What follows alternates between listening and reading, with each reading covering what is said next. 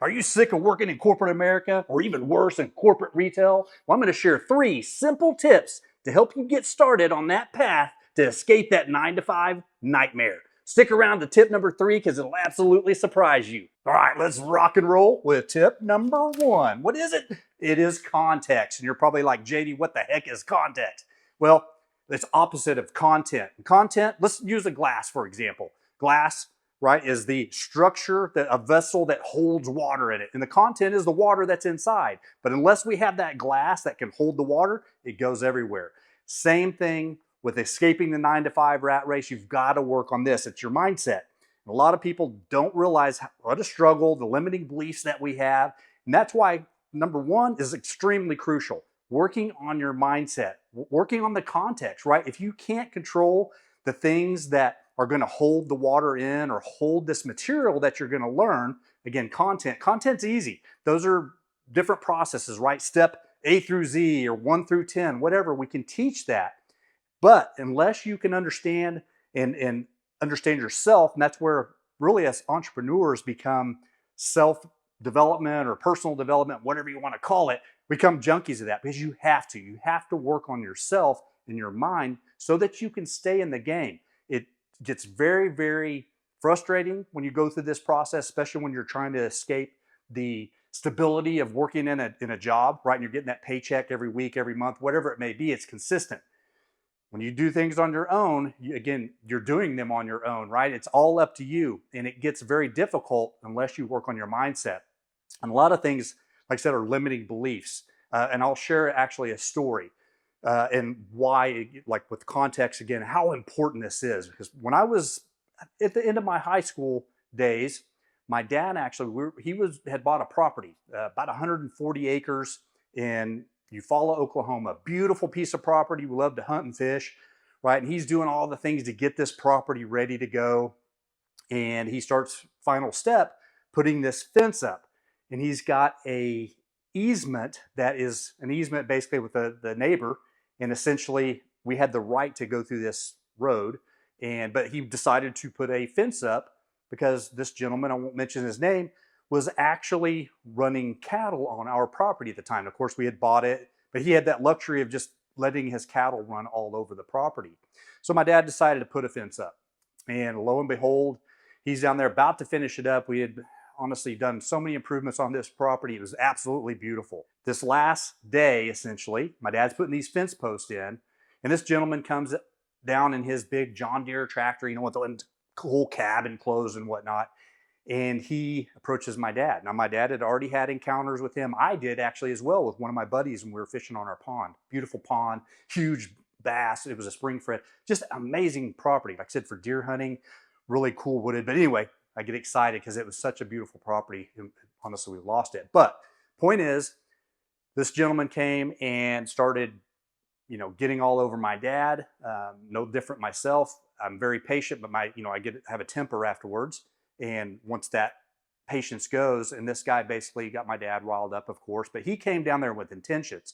And what intentions did he have? He came down there to actually kill my dad. My dad basically approached him in the cab or got close to discuss it with him, say, hey, this is our property. We have the easement. We can put a fence up to get down to our property. Long story short, the guy pulls out a 38 caliber pistol and starts shooting my dad like down from the cab, point blank, multiple times. Of course, my dad is, what would you do in that situation? Blew the pad of his thumb off. One went off his head. One blew part of his ear off. It was incredible. Of course, and several went into his chest. He took off running. Yes, and this is absolutely true, not just a made-up story. My dad took off running because this guy basically turned around after he emptied the pistol. My dad got it away from me at that point in time. Won't go into all the details. My dad took off running because the guy pulls out a long rifle, starts taking off down the path basically, and of course he gets shot a couple more times. One hits him, makes him fall to the ground. Essentially, it turns into a nasty mess. He got shot 9 times. Crazy, crazy, crazy story. And actually, I tell you what exactly happened. Yeah, you'd think probably killed my dad, right? Sad story, but I will tell you that here in a second. But anyway, the point is of this whole story is around the context and the mindset, right? And the limiting beliefs. Do you think I wanted to ever get involved with property after that? You think going through that nightmare of having my dad gunned down in cold blood. I mean, it was crazy. Do you think I'd want to buy any real estate? No, it scared me to death. So those are those limiting beliefs and things that you have to change with context. Okay, the content is easy, but you have to have the mindset to be able to stay in the game, learn that the challenges are going to come, and be able to ride those waves and stick with it. Okay, so that goes into the second one, actually, which with mindset and how to do that and how to become a self-development guru on yourself, right, or personal development, is to actually read.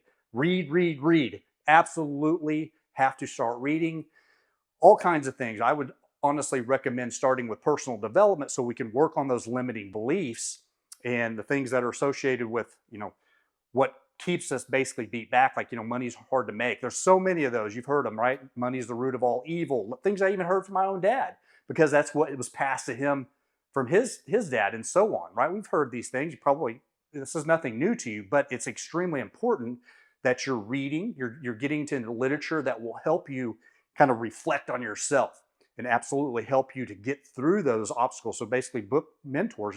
Reading is great, or online, whether it's audio, really don't care, but you've got to start absorbing more knowledge. This was a common mistake I did. I went through pharmacy school. Pharmacy school is an absolute challenge, right? It's very similar to medical school for those of you that don't realize that. We don't have to dissect and do all that stuff. We have some of that for our education getting into school, but it's a very, very abstract content chemistry. It's difficult, very similar again to going through the process of medical school. And after I finished, absolutely told myself I would never, ever read a book again. I was so sick and tired of reading and studying. I was like, I'm never going to do that again. That was my biggest mistake ever, because it took me until my 40s, honestly, to realize, after getting burned out, probably like you are, because that's why you're watching this video, that, man, I should have been educating myself if I would have known, then what I know now, kind of thing. And that's why I'm hoping to shorten that learning curve for you. Read. That will be things that I will start going over some book reviews and helping you along this journey to figure out the right books to start reading. But really, anything in the personal development arena, or anything, honestly, around certain niches that you're very interested in. And that'll take us into another point. But actually, speaking of reading, that's why I wrote the book that I did, the Middle Class Mindset Escape Plan. Very easy reading, exciting book to help inspire you and take you through the story, more detail of my dad's story and all that good stuff, to help inspire you and kind of get you on that right path. And by the way, I'll leave that, or if you put a comment book in the comments, I'll actually shoot you a PDF on that, a free PDF. So just leave book in the comments if you want that free PDF, and I'll gladly send it to you.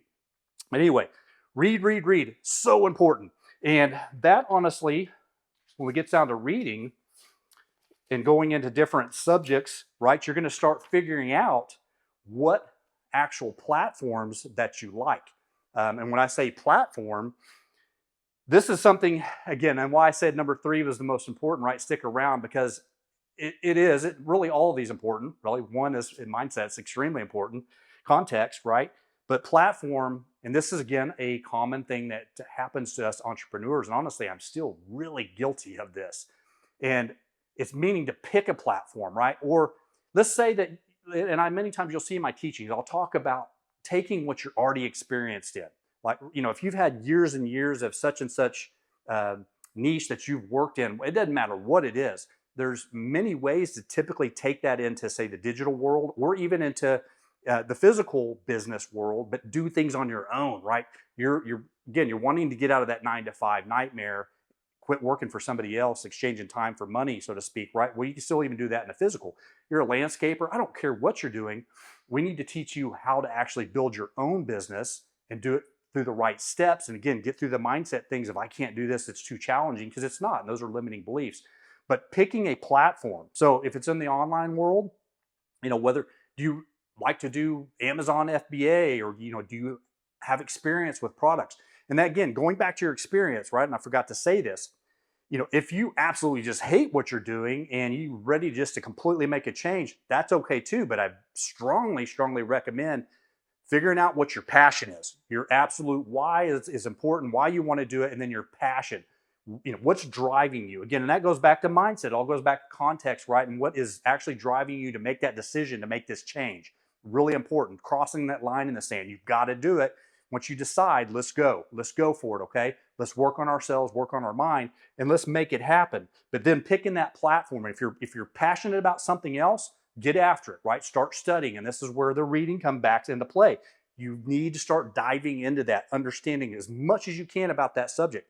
Again, if you want to wholesale things or you want to, I don't know, sell whatever, and again, I've got stories of things I've done, failed at a lot of them, because I really didn't have necessarily passion about it. I was just really wanting to make money. But then I started figuring out, right, that I like affiliate marketing. I like helping others make money. That's why I'm doing these videos too, and teaching them what I did wrong. So if you know what that is, great. Otherwise, pick a platform that you're going to do whatever you're going to do that's based around the experience that you already have. Again, Amazon, FBAs, things you see. And the problem is picking a platform. Why I say this? Because it's shiny object syndrome. That was what I was alluding to. That is the most common thing with us entrepreneurs is, I go all over the place. When I first started, I wanted to make t-shirts. Really didn't care. I just wanted to make money. And I wanted to make t-shirts. I thought it was easy. And then before long, because it wasn't easy, I started thinking about other things. And I got into, actually my son, my oldest boy, and I started doing Amazon FBA, trying to sell knives.